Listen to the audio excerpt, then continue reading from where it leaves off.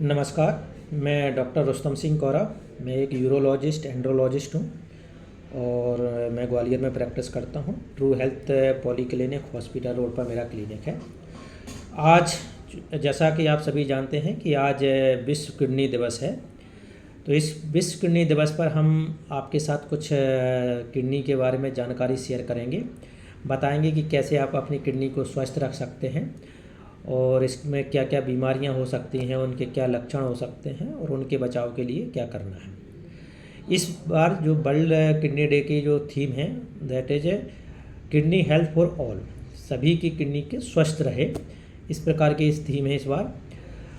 अब देखते हैं किडनी का कार्य क्या होता है। किडनी एक वो ऑर्गन है जो कि शरीर में पीठ के पिछले हिस्से में पाया जाता है। हमारे शरीर में 2 गुर्दे होते हैं जिन्हें किडनी भी बोलते हैं और ये 24 घंटे काम करते हैं।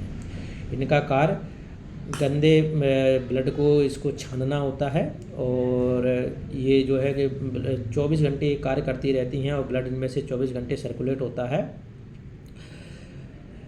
इसके छानते हैं, ये ब्लड को छानती हैं और इससे क्या है, यूरिन बनता रहता है।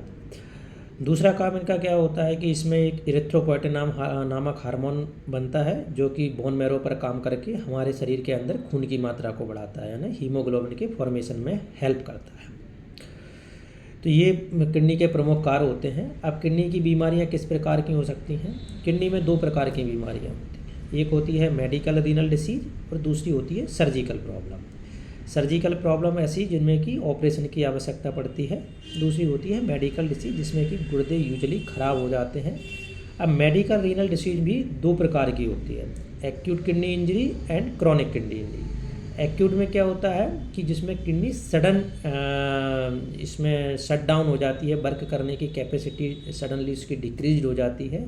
सडनली क्रेटिनिन और यूरिया ऊपर जाने लगता है, यूरिन फॉर्मेशन बिल्कुल ही कम हो जाता है या कई बार तो बिल्कुल ही आना बंद हो जाता है, इसको एन्यूरिया बोलते हैं।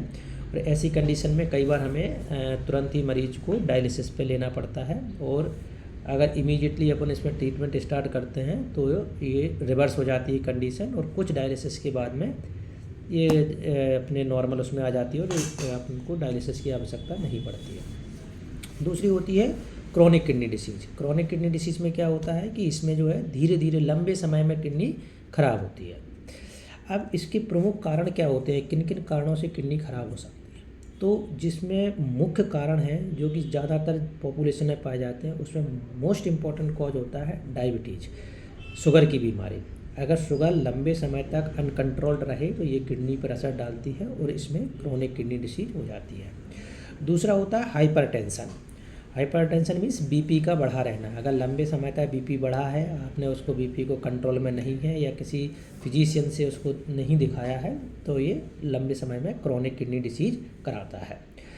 तीसरा होता है कि कुछ मेडिसिन हैं, जैसे कि ज़्यादातर ओल्ड एज में लोगों को बात की प्रॉब्लम रहती है या कोई क्रॉनिक पेन है और उसके लिए लंबे समय तक एनाल्जेसिक मेडिसिन मतलब दर्द की दवाओं को लेते रहते हैं बिना किसी डॉक्टर की सलाह के। ऐसी दवाएं लंबे समय तक किडनी पर एडवर्स इफेक्ट डालती हैं और किडनी खराब हो जाती है। इसी प्रकार से स्टीरॉयड का अगर लंबे समय तक आप उपयोग करते हैं उस कारण से भी किडनी खराब होती है।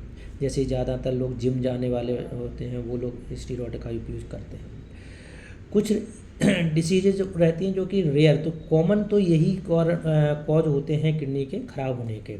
कुछ रेयर डिसीजेज होती हैं जिसमें कि कुछ जेनेटिक डिसीजेज भी हैं, उसके कारण भी रहती हैं।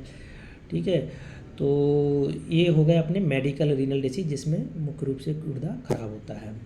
दूसरी होती है सर्जिकल कंडीशंस। सर्जिकल मीन्स क्या होती हैं, जैसे कि अपने गुर्दे में पथरी का बनना। अगर कोई पथरी है जो कि सिस्टम को यानी आपके किडनी या यूरेटर को रुकावट कर रहा है, ऑब्स्ट्रक्शन हो रहा है और ये ऑब्स्ट्रक्शन लंबे समय तक अगर रिलीव नहीं किया गया तो ये किडनी को ख़राब कर देता है, नॉन फंक्शनल किडनी हो जाती है। दूसरा तो प्रमुख क्या है, स्टोन फॉर्मेशन। दूसरा क्या होता है, अगर पीओजी ऑब्स्ट्रक्शन होता है, ये क्या होती है, एक जन्मजात बीमारी होती है जो कि किडनी और यूरेटर के जंक्शन पर रुकावट होती है और किडनी में यूरिन तो बन रहा है लेकिन वो यूरिन का ड्रेनेज नहीं होता है। तो ड्रेनेज नहीं होगा, लंबे समय तक वो स्टे करेगी किडनी में लगातार स्वेलिंग बढ़ती जाती है जिसे हाइड्रोनेफ्रोसिस बोलते हैं और एक स्टेज आती है जिसमें किडनी नॉन फंक्शनल हो जाती है। तो अगर ये यूनिलेटरल भी हो सकती है, मतलब एक तरफ की किडनी को भी अफेक्ट कर सकती है, कई बार दोनों तरफ की किडनी को भी अफेक्ट कर सकती है। तीसरी कंडीशन होती है VUR, जिसको बोलते हैं वेसाइको यूरेट्रिक रिफ्लेक्स, या अपनी भाषा में बोलें तो पेशाब की थैली से किडनी में वापस जाना। नॉर्मली एक बार पेशाब अगर थैली में आ जाती है तो जब अपन यूरिन करते हैं तो ये बाहर निकलती है, ऊपर नहीं जाती है। इसमें वाल्व सिस्टम होता है, पेशाब की थैली और यूरेटर के जंक्शन पर इस तरीके की मैकेनिज्म होती है कि यूरिन यूजुअली रिटर्न नहीं होती है किडनी में। लेकिन अगर ये वाल्व सिस्टम ख़राब हो जाए तो क्या होता है, यूरिन वापस लौट के गुर्दे में जाने लगती है, और this condition called vesico ureter reflex. अब ये रिफ्लेक्स अगर समय पर ट्रीट नहीं किया गया तो इसकी ग्रेडिंग बढ़ती जाती है और एक स्टेज ऐसी आती है कि इसमें गुर्दे खराब हो जाते हैं। चौथी कंडीशन भी एक कंजीनाइटल होती है, जिसको अपन ऑब्स्ट्रक्टिव मेगा यूरेटर बोलते हैं, यानी जिसमें क्या होता है कि इसमें वाल्व खराब हुए थे VUR में। ये दूसरी कंडीशन जिसको अपन प्राइमरी ऑब्स्ट्रक्टिव मेगा यूरेटर, इसमें क्या होता है, यूरेटर और पेशाब की थैली के जंक्शन पर जो है रुकावट रहती है, और जन्मजात रुकावट होती है, और ये रुकावट अगर टाइम पे नहीं खोली जाए तो ये भी क्या करती है, लंबे समय में आपको गुर्दे को ख़राब करती है।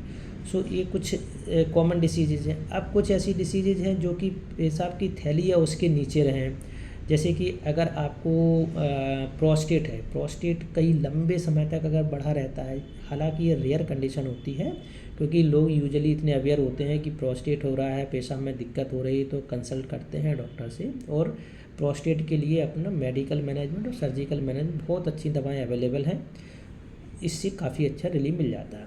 लेकिन अगर आप अनअवेयर रहे, लंबे समय तक ये प्रॉब्लम रही, तो ये भी आपको क्या करेगी, किडनी को ख़राब कर देगी। इसी प्रकार से यूरेथ्रल स्ट्रक्चर, पेशाब की नली में सिकुड़न, लंबे समय तक सिकुड़न रहेगी तो ये भी अपनी किडनी को ख़राब करती है। ठीक है, तो ये सारी जितनी जो सर्जिकल प्रॉब्लम है, ये सारी की सारी सिस्टम में रुकावट करती हैं। ओके, रुकावट के कारण से जब यूरिन नहीं ड्रेनेज होगी तो वो क्या करेगी कि उसका यूरेट्रोनेफ्रोसिस, किडनी की स्वेलिंग, पेशाब की नली की स्वेलिंग कराती है, और that leads to the non functional of the kidney. So हमें ये चीज़ याद रखना है कि हमें अगर कोई डिसीज़ है, सो इम्पॉर्टेंट है, इस मैसेज देने का हमारा पर्पस है कि अगर आप डायबिटिक हैं, अगर आप हाइपरटेंसिव हैं, अगर आप बिना किसी डॉक्टर की सलाह के पेन किलर को ज़्यादा ले रहे हैं, दर्द की दवाओं का सेवन लगातार कर रहे हैं, या स्टीरॉयड का सेवन आप कर रहे हैं, तो इनसे बचें। आप अपने शुगर को कंट्रोल रखें, BP को कंट्रोल रखें, अननेसेसरी दवाइयों को नहीं लेना है बिना कंसल्ट किए हुए। किडनी बहुत ही इम्पोर्टेंट वाइटल ऑर्गन होता है शरीर में, अगर ये एक बार ख़राब हो जाता है तो आप यूजुअली फिर क्या होता है, या तो डायलिसिस करानी पड़ती है या फिर रीनल ट्रांसप्लांट। ओके, तो आज का ये मैसेज देने का पर्पस है कि आपको इन विशेष बातों पर ध्यान रखना है। कोई भी अगर आपको डिसीज इस तरीके की लग रहे सिम्टम्स आ रहे हैं, हाँ चलिए आप लक्षण बताएं क्या सिम्टम्स होते हैं अगर आपको अर्ली स्टेज में डिटेक्ट करना है।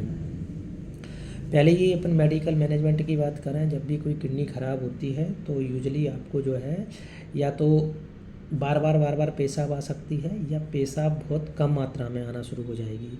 शरीर में स्वेलिंग आने लगती है। स्वेलिंग सबसे पहले चेहरे पर, आँखों के आसपास आती है, पैरों पर आना स्टार्ट होती है, और फिर ओवरऑल धीरे धीरे पूरे शरीर में स्वेलिंग आने लगती है। ये प्राइमरी लक्षण होते हैं। पेशाब का कम बनना होना, पेशाब में खून का आ जाना, कई बार अगर सर्जिकल कंप्लेन होती तो साइड में आपको दर्द होता है, पेशाब की जगह पर दर्द होता है, पेशाब में जलन होने लगती है, ये लक्षण होते हैं गुर्दे के बीमारियों के। तो इन पर आपको ध्यान रखना है, बहुत ज़रूरी है आप अपने डॉक्टर को दिखाएं। इसके लिए यूरोलॉजिस्ट या नेफ्रोलॉजिस्ट किडनी की बीमारियों को डील करते हैं। बहुत ही बेसिक यूरिन की, ब्लड की और अल्ट्रासाउंड के द्वारा आपकी बीमारियों को डिटेक्ट कर लिया जाता है, और टाइमली इंटरवेंशन लेने पर आपका गुर्दे को बचाया जा सकता है। नमस्कार।